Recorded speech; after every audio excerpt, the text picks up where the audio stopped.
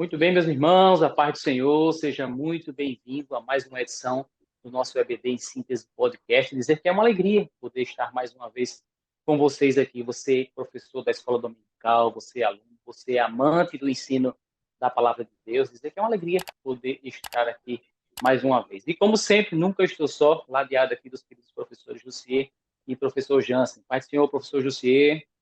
Paz do Senhor, meus queridos, professor Alain, professor Jansen, todos que nos acompanham. É sempre uma alegria estar com vocês. Paz do Senhor, professor Jansen. A paz do Senhor, Jussier, a paz do Senhor Alain, a paz do Senhor a todos vocês que estão aqui mais um momento com a gente, né? É um prazer estar aqui podendo compartilhar um pouco mais dessas lições que são maravilhosas, né, Alain? É verdade. E, como disse aqui, chegamos ao finalzinho do nosso trimestre, a lição de número 13. Mas antes de entrarmos na nossa lição, eu gostaria que o professor Jussier deixasse uma palavra de incentivo e agradecimento a esse querido professor Jussier, que conduziu aí a sua sala de aula durante esse trimestre. Deixar uma palavra de incentivo aí e de agradecimento também, professor Jussier. Amém, Alain. Meus queridos, é sempre uma alegria chegar na última lição e sentir no coração o sentimento de dever cumprido, não é? De se sentir útil para a obra do Senhor. E as lições da Escola Bíblica Dominical são relevantes demais para a nossa vida, para o nosso crescimento, né? Para o crescimento da igreja, da Assembleia de Deus, sobretudo, que é quem coordena esse trabalho de forma tão dedicada e tão organizada, né? Então, a palavra de Deus diz que quem ensina, dedique-se ao ensino. E Deus espera isso de nós, né? Nós estamos fazendo um trabalho, e eu me lembro, Alan, na última lição, a lição número 12, quando o apóstolo Paulo falava da sua esperança, né, no galardão futuro que Deus tem preparado, né, para ele. Ele tinha uma convicção muito grande dessa recompensa, né? E essa recompensa está preparada para nós também. O ministério do ensino é um ministério de suma importância para o crescimento da obra de Deus, né? Algo que é indispensável para a igreja, e o Senhor deixou isso muito claro nas suas lições no Evangelho, e que você continue, professor, professora, se esforçando, se dedicando, assistindo, estudando, né? Me remeto mais uma vez à aula de número 12, quando o apóstolo Paulo pediu a Timóteo para trazer os livros, mesmo sabendo da iminência da sua morte, mas ele não parava de estudar, ele não parava de ler, de se dedicar ao ensino das Escrituras, né? Mesmo preso ali em Roma, naquela situação degradante, mas estava ali comprometido e disse aquela célebre passagem, né? Combati o bom combate, guardei a fé e sabia do que tinha preparado para ele. Então, que sejamos nós também assim nos dias de hoje, né? Guardando a fé no coração e crendo que o Senhor tem galardão para nós, né? Que estamos carregando conosco esse ministério de ensino tão importante para a igreja, tão importante também para as nossas vidas. Eu costumo dizer, Jansen, que a gente aprende muito mais ensinando, né, do que meramente assistindo a aula. Quando a gente vai ensinar, a gente tem esse compromisso, e isso é tão valioso que eu creio que é assim também na sua vida, querido professor, querida professora, e que Deus continue lhe abençoando nesse ministério, você continue sendo um vaso de honra nas mãos do Senhor. Maravilha, obrigado, professor Jussier.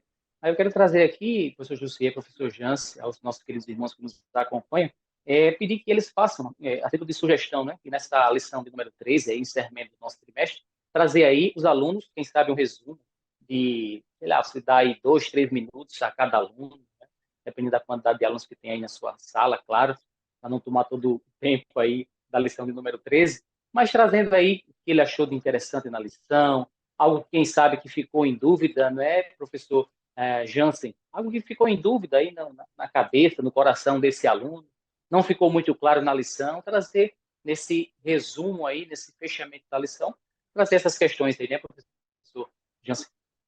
Com certeza, é muito importante essa comunicação com os alunos, né?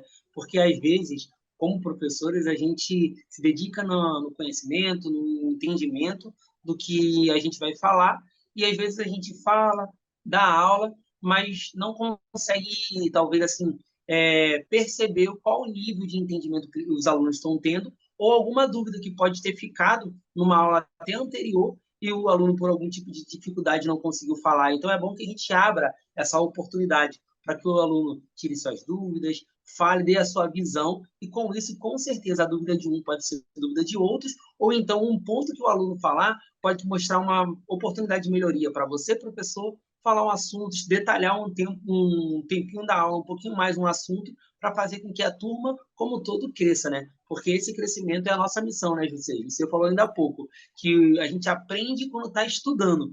Imagina quando a gente também está tirando a dúvida do seu aluno na sala de aula. Você acaba crescendo juntamente com ele. Então, isso é muito importante, Alan.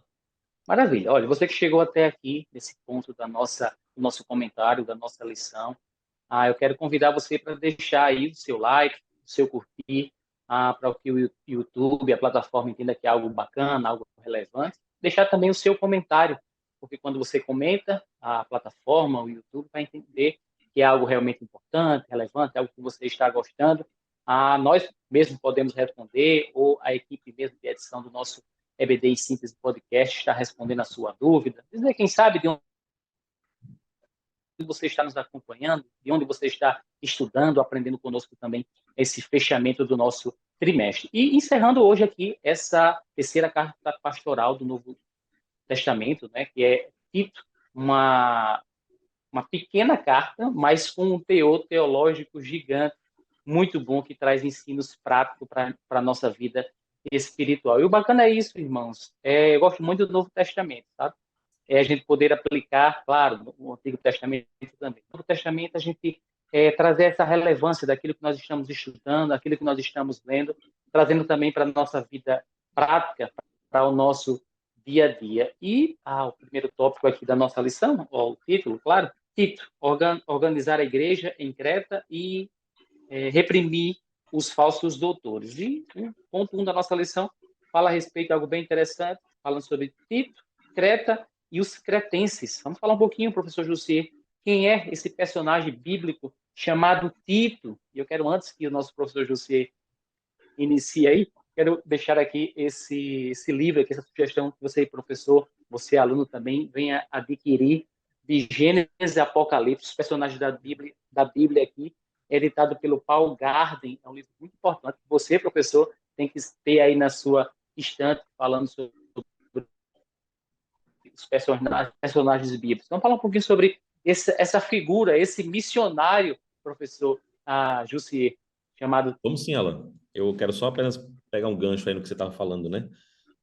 Na recomendação aos professores para fazer chamar eles à participação para fazer um breve resumo aí do que eles aprenderam ou ficar em dúvida, né?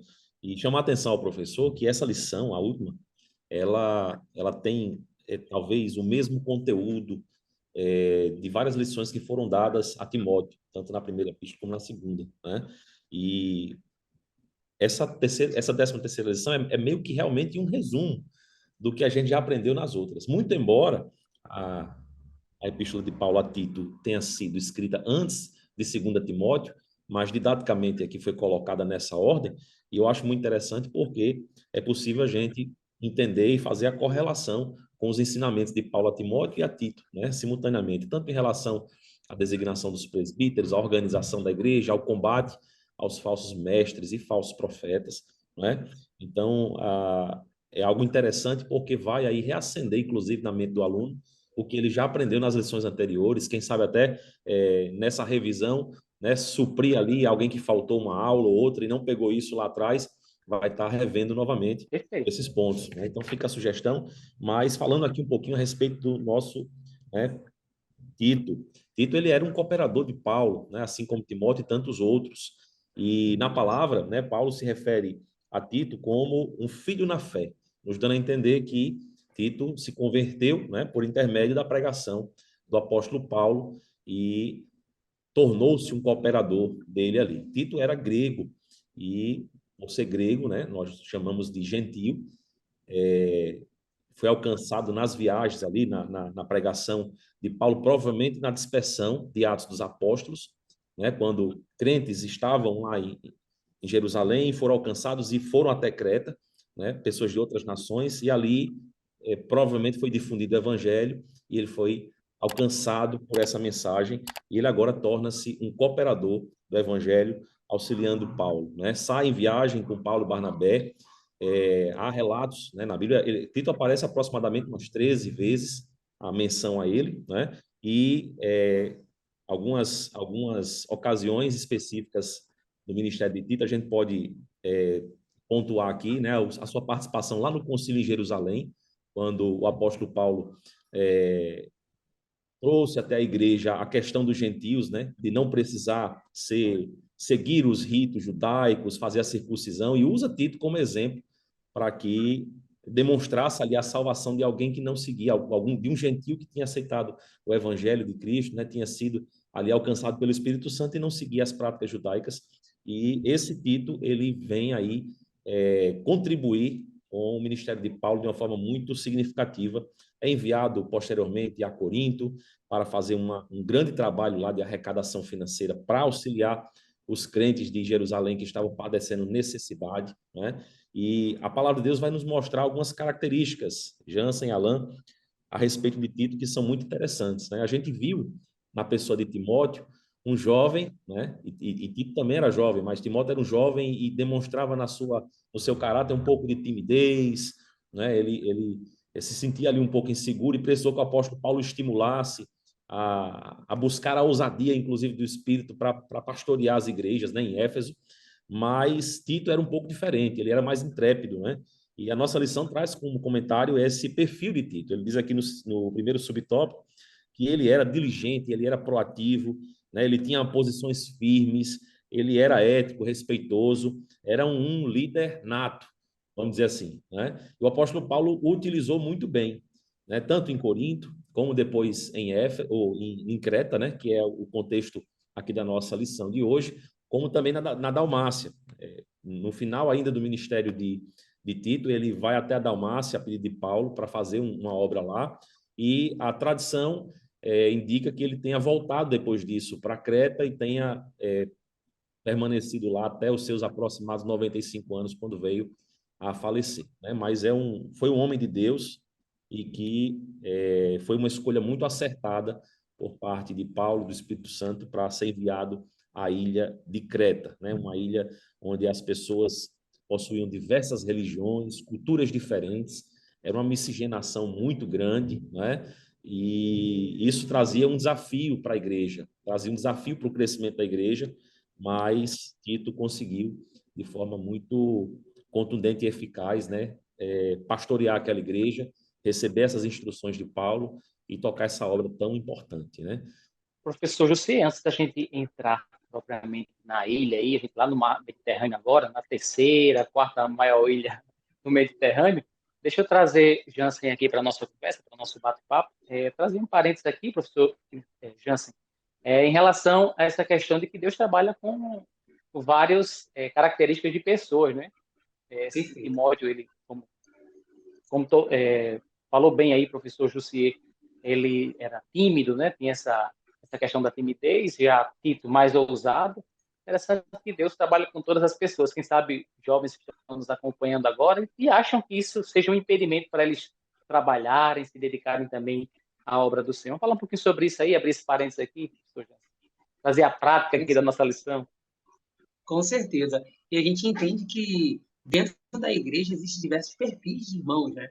Nós três aqui que estamos nessa lição aqui temos perfis diferentes. Um mais comunicativo, um pouco vai ser mais teórico, outro vai ser um pouco mais prático. E bom que Deus sabe trabalhar com todos nós, né? Ele conhece cada um de nós, conhece o nosso perfil, sabe quais são os nossos pontos mais fortes, também sabe quais são os nossos pontos fracos e levanta Paulo para poder nos ajudar, como ajudou a Timóteo, né? E outros que incentivam, como Tito. Tito, talvez, ele precisava, no primeiro momento, de um tempo mais de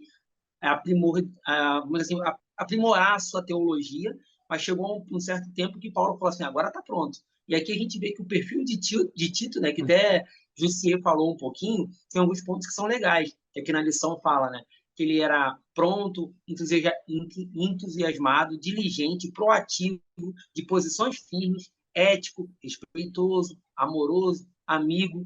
Não que Timóteo não fosse, mas que em Tito via isso de forma mais fácil. Quando você olhava para ele, via talvez ele um pouco mais enérgico nas suas ações. Então, se você, professor, tiver alunos que são um pouco mais tímidos, um pouco mais dificultoso de chegar e começar a comunicar, encontre uma estratégia, uma estrutura na sua aula que possa deixar ele bem tranquilo para que ele possa participar, para que ele possa também se sentir tanto usado como também importante para a colaboração de um todo.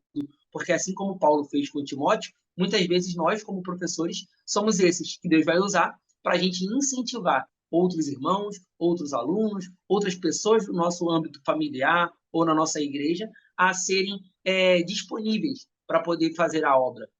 Porque não que eles não queiram, às vezes as características pessoais dele, né, acabam dando um pouquinho de dificuldade para falar assim, eu nunca me vi cantando no microfone, eu nunca me vi pegando no microfone para dar uma saudação, para uma palavra, mas aí a gente pode ser o incentivador para que outros jovens, outras pessoas possam fazer isso. E o nosso maior ponto positivo nessa lição é que a gente aprendeu a teologia, aprendeu a parte histórica, mas também pode aprender com o exemplo de Paulo com Timóteo e Paulo com Tito também. Então, todos nós ganhamos com toda essa lição. E aí, Alan trouxe muito bem, né?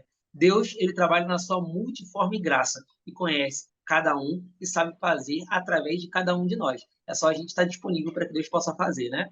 Perfeito. E o contexto desse caminho aí, Paulo indo a Roma, de repente passa por Creta, estabelece a igreja do Senhor ali, começa a cuidar das pessoas.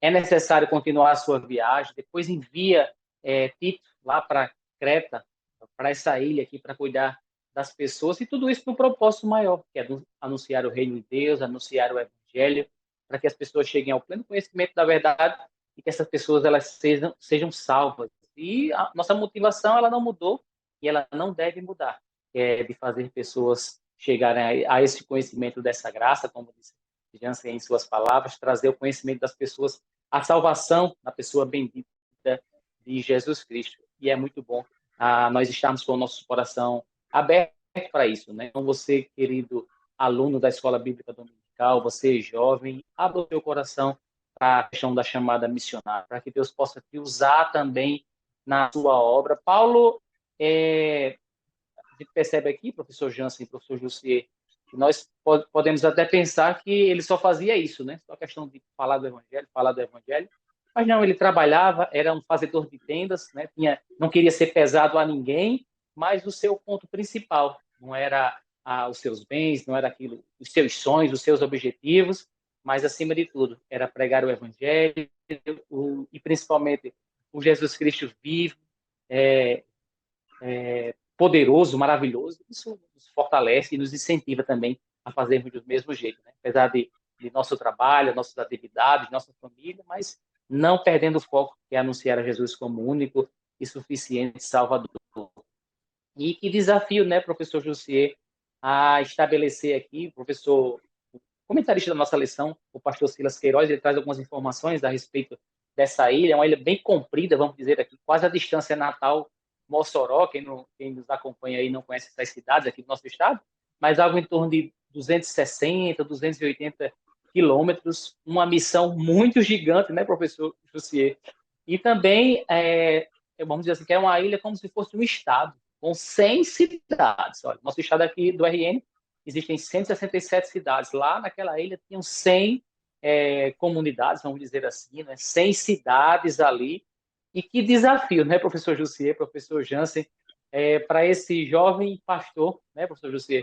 Falar um pouquinho sobre isso aí. Vamos sim. Que desafio, né? Uma ilha enorme, muitas cidades, rodeada de portos, né? Portos importantes, ou seja, tinha muita troca de gente, de mercadoria, de comércio, né? Gentes de culturas diferentes, de religiões diferentes, né? Pagãs, cristãos, e aí chega o grande desafio, né? Tentar unir a, esse povo em um propósito, né? Evangelístico. E foi um grande desafio para Tito, não tenha dúvida, né? Mas essa miscigenação, né? Esse sincretismo, né? Inclusive foi o que deu origem à palavra, mas esse sincretismo de culturas, de religiões, inclusive tornava a população bem difícil de se trabalhar, né? E aí era onde ia destacar as qualidades de Tito, porque dizia-se que Creta era uma cidade onde muitos eram mentirosos, né? Tinha essa má fama de que era um povo mentiroso, era um povo glutão, né, preguiçoso, e aí você tem que lidar com esse tipo de situação, e corrigir isso, né, na igreja. Então, Tito teve um grande desafio, não tenha dúvida em relação a isso, né? Imagino que ele deva ter se desgastado bastante, né, para conseguir corrigir ali a igreja com os ensinamentos de Paulo, nominando presbíteros e tentando combater ali, né, fazendo apologética, combatendo ali os falsos doutores que tentavam ali desvirtuar, usurpar. E nesse ponto, até, Alan e Jansen, eu acho até interessante a gente meditar um pouco, né, que às vezes não é nem por mal, às vezes as pessoas elas acabam chegando na igreja, né? Isso era no tempo de Tito, isso é no tempo de hoje. E às vezes por falta de uma liderança ali combativa em relação à necessidade de uma correção, vai deixando e a pessoa vai trazendo ali os seus vícios para dentro da casa do Senhor, né? E vai tentando modificar o culto, vai tentando modificar o estilo de vida, e isso era algo que o apóstolo Paulo tinha preocupação, né? Por isso ele manda Tito, diz assim, olha, estabelece seus líderes lá, os presbíteros, e ele vai dar no próximo capítulo, não quero fazer aqui um spoiler não, mas ele vai dar novamente aquele rol de características, né? Aquelas qualidades tão essenciais dos presbíteros que iriam servir de referencial para a igreja ser transformada, né? E conseguir ali estar se padronizando com a santidade de Deus. Então, realmente era uma ilha difícil de se trabalhar, mas Deus deu vitória. Muito bem, voltando aqui, a dizer que é uma alegria poder contar com você, aluno, professor da Escola Bíblica Dominical, você é amante do ensino da Palavra de Deus. Se você chegou até aqui, a esse ponto do nosso vídeo, eu quero convidar você a estar deixando seu like aí, o seu joinha, curtindo, comentando também o nosso comentário aqui, nossa síntese, EBD em Síntese Podcast. Dizer que é uma alegria ter você aqui conosco. Dizer que esse EBD em Síntese Podcast é uma iniciativa do nosso DENEC, que é o Departamento de Educação e Ensino da Assembleia de Deus aqui no Rio Grande do Norte. É uma alegria poder receber vocês aqui. Falávamos ainda há pouco a respeito do personagem Tito, tratamos também aqui a respeito da ilha, né? Falamos um pouquinho também sobre os cretenses, são os moradores ali daquela ilha, a terceira, quarta maior ilha ali do mar Mediterrâneo. Mas eu quero trazer um pensamento aqui, professor Jansen, em relação a essa estratégia de Deus. Olha, se nós pensarmos aqui que Paulo vai passando por ali, planta o evangelho, depois tem essa preocupação de enviar Tito ali, já tem essa preocupação de Deus, de Tito estabeleça ali os líderes para a igreja, como tão bem disse o professor Jussier, estabeleça ali presbíteros, né, os anciãos ali para cuidar da obra de Deus. Mas se nós pensarmos também, Jussier, o professor Jansen, essa questão de ser uma ilha, de ser em volta ali, vários portos ali, se nós entendermos que as pessoas, elas, naquele momento, elas começam a aceitar a Jesus, né? E começa a Deus, o Espírito Santo, implantar no coração dessas pessoas. E esses marinheiros saem por aí pelo continente, hein, professor Jansen? Que estratégia de Deus, hein? Com certeza. Deus é Isso é... estratégico, né? A gente tem que entender que Deus ele não faz nada que seja em vão. Então, até na figura de Tito, que era um gentil que tinha se convertido, estar ali para pregar, já foi uma expertise, uma inteligência muito grande da parte de Deus. Porque talvez sendo um judeu, não receberia a mesma atenção que um que era de origem grega, que pudesse falar conhecendo os costumes, as atividades, a vivência, né? E como o José falou, né, do sincretismo religioso, que é uma palavra que nasceu também um pouco com a ideia de Creta, porque tinha gente de diversas religiões, diversas culturas naquele lugar, e também tem outras palavras que eu estava lendo, que até a palavra cretino, que é uma palavra pejorativa, né? Ela veio com uma certa intenção do povo de Creta, que a gente viu que aqui até na lição foi falando que o povo lá era de péssima fama, mentiroso, com muita violência, com muitos atos que eram contrários e muitos não queriam se aproximar. Então, Tito estando ali, de forma estratégica, dada por Deus, ele teve a missão, sim, de conhecer aquele povo, de saber pregar na linguagem daquele povo, sem se misturar com o jeito daquele povo. E aí tem um ponto mais legal, como o Alan falou, né? Ali era um porto. E, infelizmente, a fama daquele porto era ruim, não só por causa da muita gente que tinha ali, e sim também por causa do comércio. E por isso a fama de mentiroso, porque muitos mentiam sobre o seu produto, sobre o seu serviço, para poder vender sem aquele problema de depois ter que encontrar novamente o comprador, porque o comprador comprava e viajava. Então, depois que comprou, não tinha como devolver. E até hoje a gente vê que tem muitos, quem trabalha na área comercial, muitas vezes já leva aquela forma de ser enrolão, né? Justamente por causa dessa cultura da venda. E por que Tito estava ali? Porque Tito não estava ali para vender nada. Tito estava ali para poder pregar uma ideologia e um pensamento cristão que ele recebeu através de uma pregação e agora decidiu viver. E esse comportamento, só dele chegar ali, sem a intenção de vender algo, somente de massificar ou levar a sua ideia para outras pessoas, já era um ponto diferente que tinha naquela região. E outra questão, lá em Romanos, no livro de Romanos, Paulo escreve uma frase que está no versículo 16, 17, parte B, que diz assim: seja excelente para o bem e inocente para o mal. Em outras versões, diz que aprimore o seu estudo, o seu conhecimento nas coisas que são boas e seja simples nas coisas que são mais. Então, Tito, quando ele estava ali, ele estava com a intenção de explicar o que era bom, porque ele não precisava falar dos detalhes ruins, porque os detalhes ruins o povo já vivia. Então, ele falou de Jesus, ele falou de tudo que aconteceu com a vida dele, ele pôde testemunhar a transformação que Deus estava fazendo nele e que poderia fazer através dos demais. E os outros, após se converter, eles iam seguir a sua viagem. E aí o evangelho também seria compartilhado. Porque essa é a intenção de Deus que foi colocada no coração de Paulo e também agora foi transmitida para o coração de Tito ao pregar naquela cidade. Maravilha. Graças a Deus. Jansen, muito boa a sua colocação. Eu quero trazer agora aqui o segundo ponto da nossa lição, que é essa missão de Tito, né, que é estabelecer novos líderes, novos presbíteros. E eu quero, professor Jussi, que você nos traga aí a luz sobre algo que Paulo acrescenta em relação à mesma instrução que ele deu a Timóteo, que é a questão da boa conduta dos filhos. Né? A gente pode ver isso, Tito, o capítulo 1, versículo 6. Essa observação a mais aí que o apóstolo Paulo escrevendo ali a Tito. Fala um pouquinho sobre isso aí, professor. Vamos sim, vamos sim. A gente viu, né, no estudo das primeiras cartas de Paulo a Timóteo, primeira e segunda, que ele tinha ele estabeleceu ao presbítero essa função de ensinar, né, e ensinar a sã doutrina. Né? É a sã doutrina que vai corrigir, né, o rumo da igreja, que vai corrigir os caminhos, né, a vida dos membros da igreja. E essa preciosa missão era reservada aos presbíteros. E quando ele fala de Creta, ele fala que havia necessidade de Tito estabelecer uma ordem, organizar a igreja, né? E o termo original grego que fala a respeito de colocar em ordem, né, trata como se fossem ossos quebrados. Então, assim, a situação lá estava séria mesmo em relação à necessidade de organização. E os líderes da igreja primitiva, eles eram os presbíteros, era quem exercia, de fato, a liderança da igreja, né, que eram incumbidos da função de ensinar.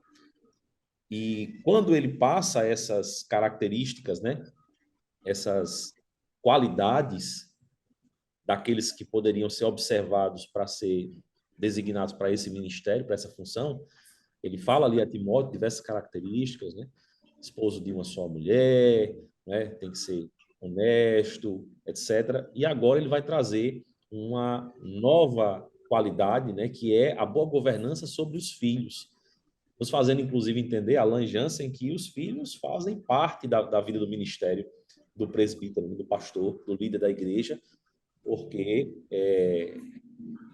o presbítero que maneja bem a igreja, ele antes maneja bem o seu lar. Né? Ele tem ali a sua casa, que é o seu sacerdócio primário, bem organizado, bem ajustado, e aí ele transfere essa mesma competência para a igreja. Então, é esperado que haja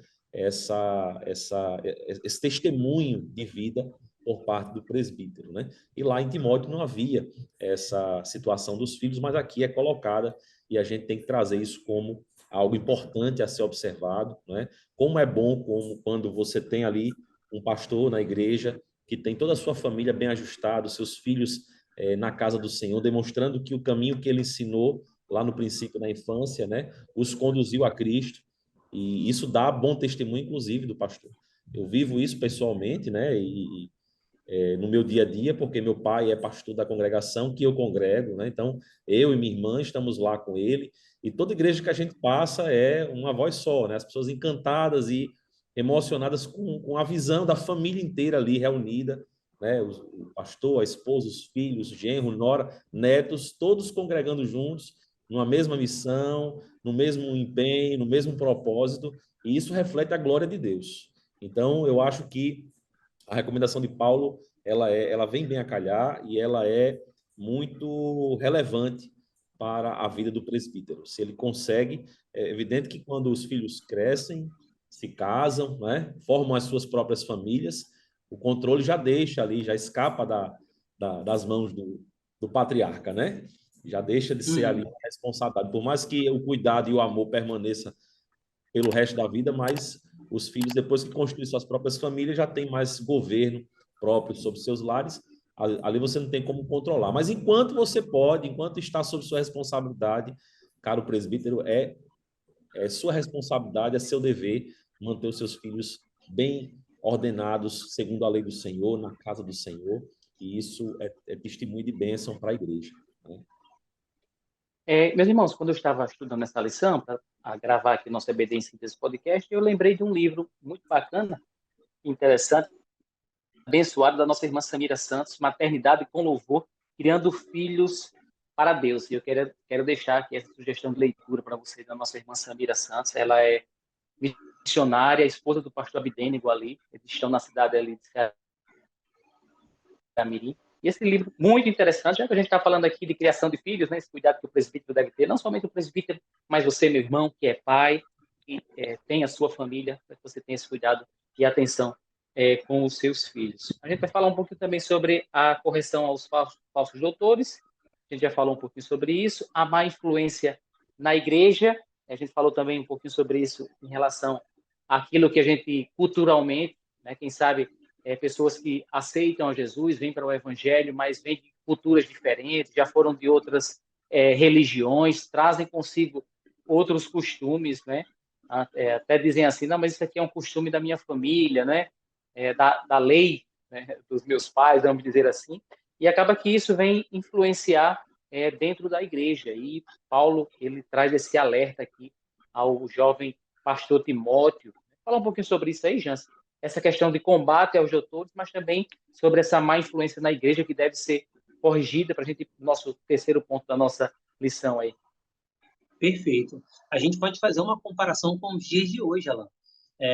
Falar sobre falsos profetas ou falsos mestres é muito interessante nos dias de hoje, porque, querendo ou não, o crente, principalmente o jovem crente, ele está inserido em um mundo de internet, em um mundo que ele pode colocar lá no YouTube uma palavra ou um tema e vai encontrar diversas pregações, diversas mensagens, e muitas vezes aquelas mensagens não são coerentes com a teologia em si, e outras vezes com um propósito, na verdade, de agrupar pessoas e ter sob o seu próprio controle, que muitas igrejas ainda têm essa visão que é muito destrutiva para o povo cristão.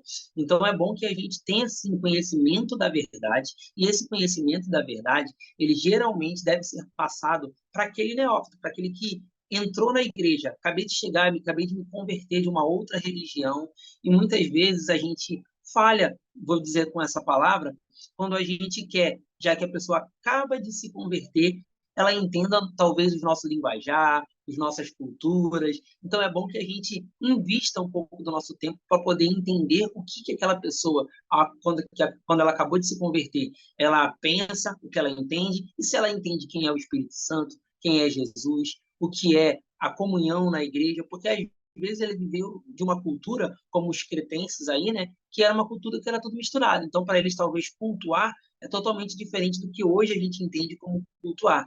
Então, é necessário essa definição, essa explicação. E eu vou contar até, para já deixar mais prático ainda, a minha conversão. Eu tenho um pouco mais de 16, 17 anos de crente, e quando eu me converti lá em Belém do Pará, em outro estado, eu me converti por um momento espiritual, por uma situação espiritual que eu passei, não foi através do método tradicional, uma pregação. Então, eu fui para a igreja já para poder aceitar a Jesus, porque eu já tinha tido uma experiência.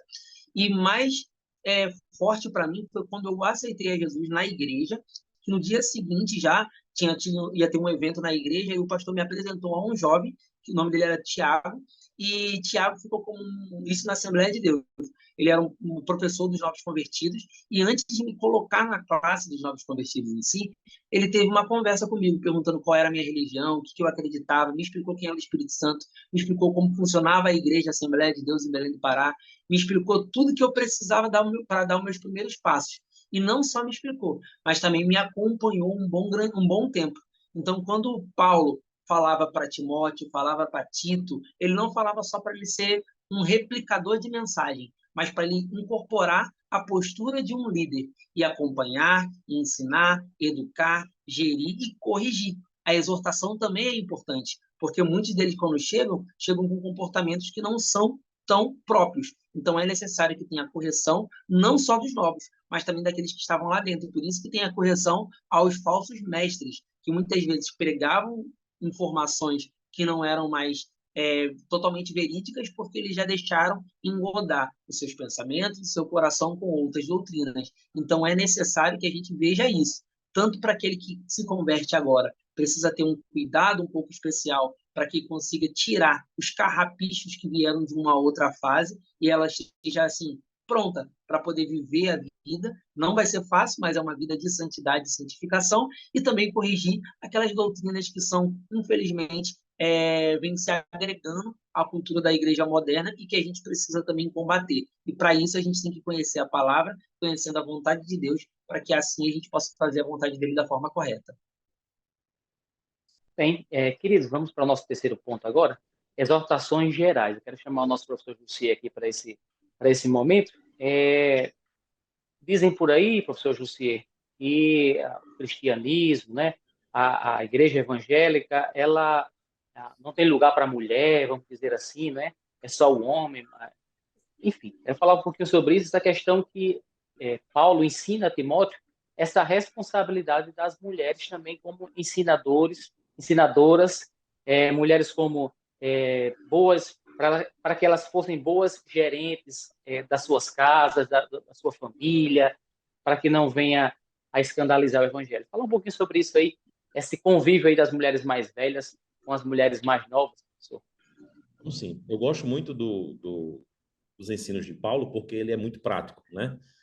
Paulo ele ensina muito a respeito da vida cristã prática no dia a dia.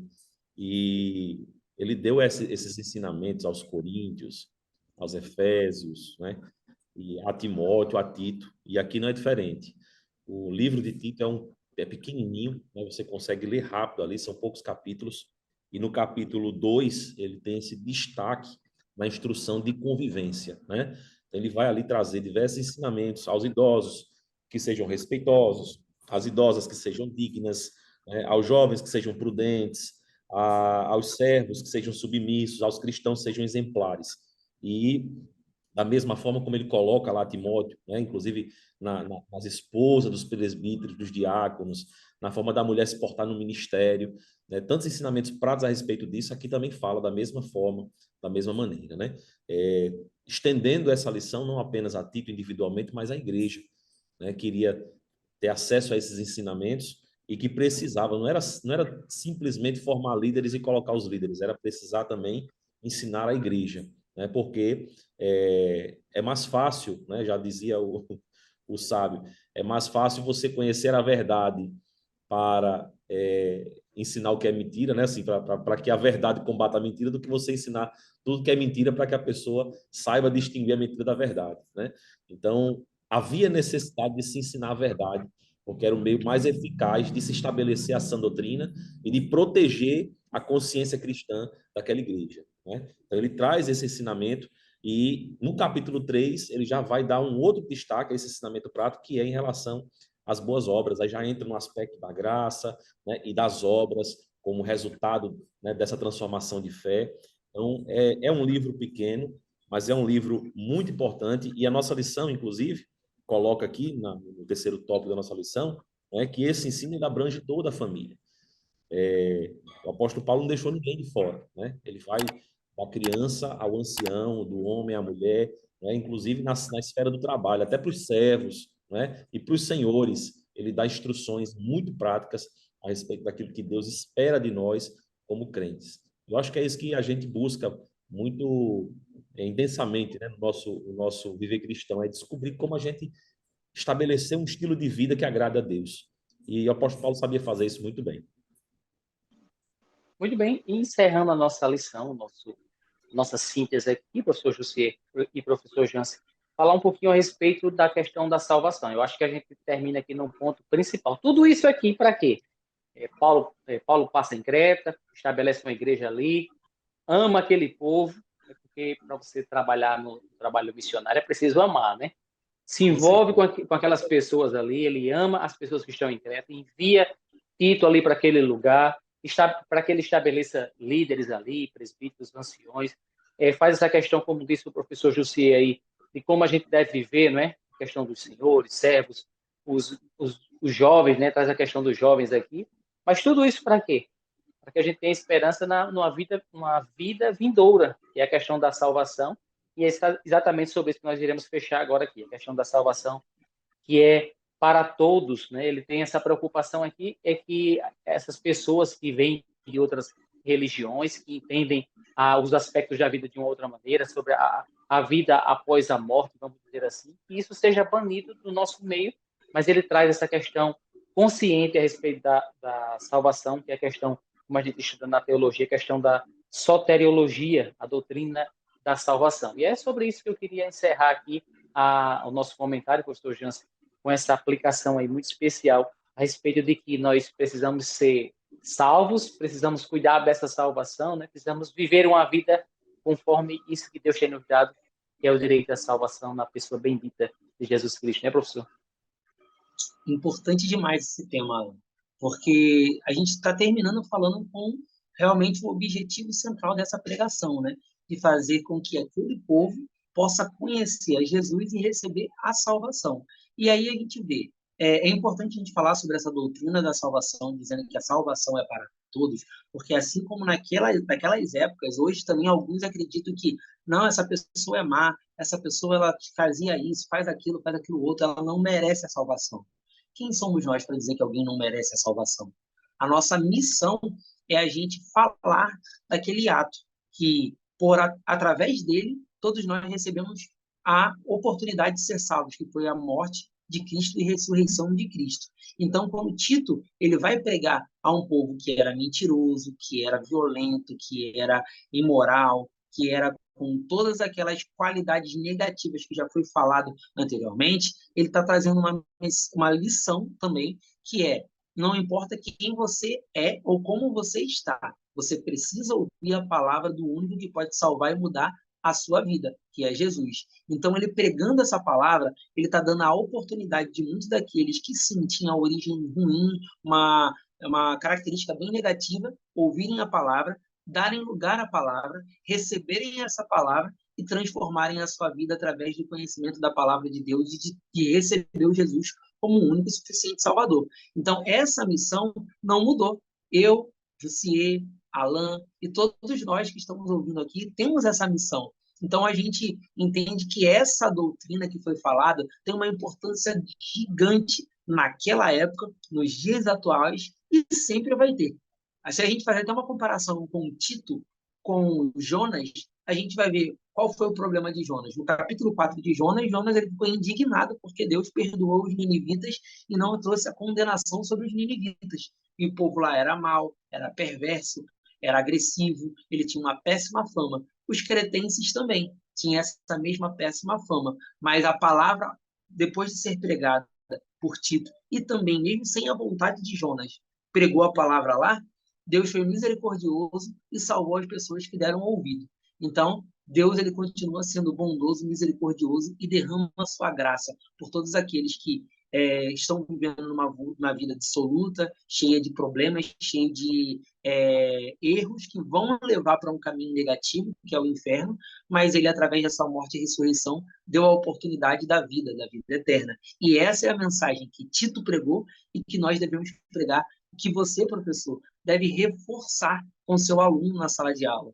Que a mensagem que foi dada para Timóteo nas lições anteriores, essa atual com o Tito e todas as outras que a gente vai ver para frente, em outras lições, em outros momentos, ela tem que ter essa conscientização, que a pregação é para que levamos outras pessoas a conhecer o nosso Salvador, porque a salvação é para todos. E a gente termina em grande estilo com essa mensagem dentro dessa lição. Eu acredito que se você, por algum motivo, se um aluno chegou e faltou algumas aulas, mas ele observando muito bem essa lição de hoje, como o Jussier falou lá no início, né, é quase um resumão de toda a lição, e aí ele pode sair consciente que ele está aprendendo uma boa missão, uma boa lição, e pode viver com o ensinamento dessa lição, fazendo com que a vida cristã dele seja pautada na mesma mensagem que Paulo orientou a Timóteo, que Paulo orientou a Tito, e que Deus orienta a todos nós.